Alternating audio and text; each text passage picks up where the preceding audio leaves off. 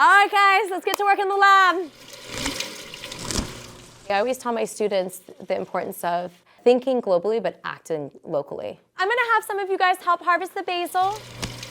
Food insecurity is an issue not just at the local level, but the national level and at a global level. Everybody helps out on harvest day, including the teacher.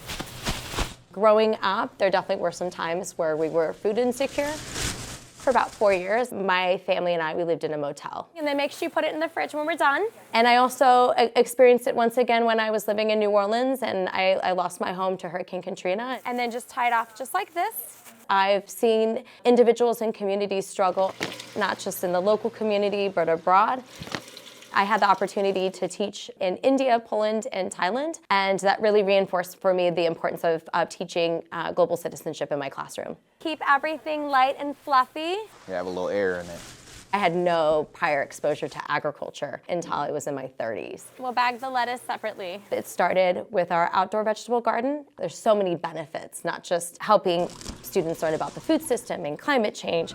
The spark went off. It's like, I need to do more of this. And so I retrofitted a traditional classroom, started to turn it into a hydroponic lab. And so what started with a couple hundred greens in a classroom has now expanded to about 6,000 greens every month. Go ahead and smile. Look at all that parsley. And it really was the students who proposed donating it to a community in need. Oops, be gentle. There you go. Miss Tracy is really the one who got me really interested into the food system and agriculture, and without her, Perfect. I would have never really pursued such a pathway like this. She basically makes the plant like 10 times better. Over the course of 3 years, she managed to get so many hydroponic equipment that she had to move to 2 different classrooms and over to another building. And I find that very impressive because it just goes to show that Miss Tracy is purely incredible and invested into what she's doing. Because that will help to preserve the freshness for the people we serve. Yes, ma'am. Okay, sounds good. About a week ago, I found out that I was a top 10 finalist for the Global Teacher Prize. The winner receives a $1 million prize. On November 8th, I will be in Paris for the ceremony at UNESCO. You definitely deserve it.